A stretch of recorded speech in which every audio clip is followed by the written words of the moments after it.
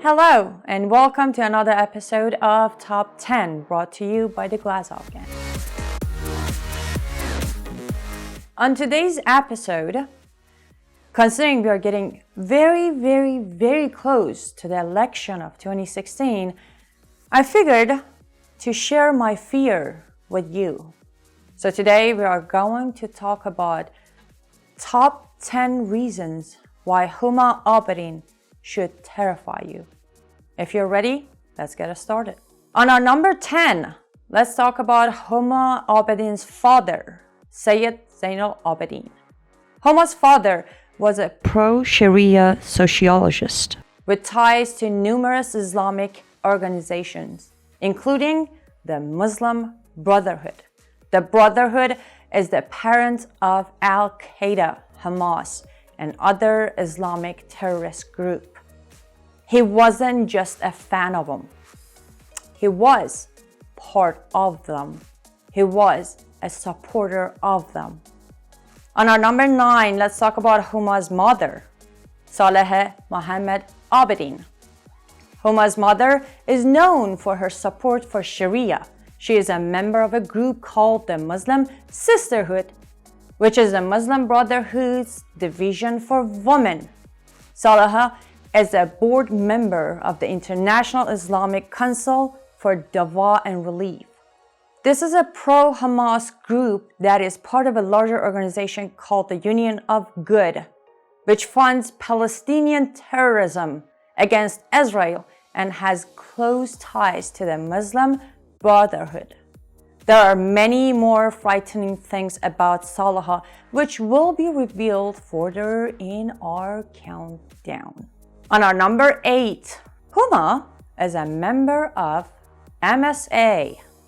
Between 1997 and 1999, Huma was a member of the executive board of the George Washington University chapter of the MSA, the Muslim Student Association.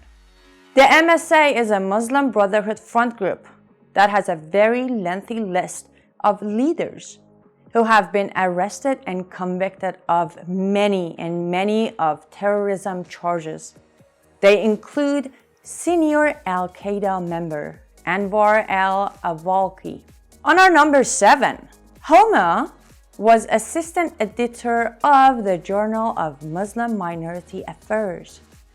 For over a decade, from 1996 to 2008, Huma was employed by the Institution of Muslim Minority Affairs, an institution founded by Abdullah Omer Nassif, a Saudi financier of Al-Qaeda, with ties to the Muslim World League, an organization founded by the Saudi government for the purpose of globalizing Wahhabism, the extremist form of Islam practiced in Saudi Arabia.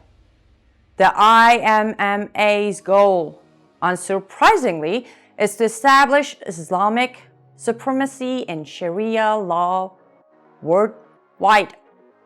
Huma worked for the IMMA by functioning as the assistant editor of its publication, the Journal of Muslim Minority Affairs. She worked under her mother, who remains editor-in-chief of the JMMA. The publication opposes women's rights and blames the US for 9/11.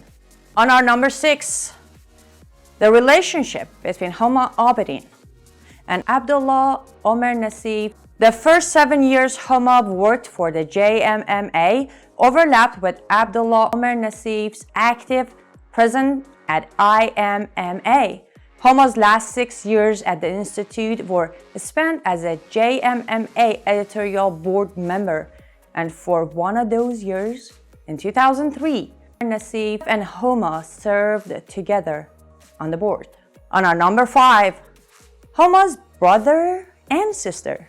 Huma's brother, Hassan Abedin, has ties to the Muslim Brotherhood and is currently an associate editor with the JMMA. Huma's sister, Hiba Abedin, is an assistant editor with JMMA, where she served alongside Huma prior to Huma's departure.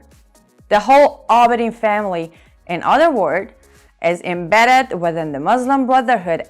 On our number 4, does Huma support female genital mutilation and forced veiling? Huma's mother, Salaha Abedin, directs the International Islamic Committee for Women and Children, a Muslim World League affiliate. The group advocates the implementation of a strict Sharia and calls for the repeal of Egyptian statutes that currently ban female genital mutilation, child marriage, and marital rape.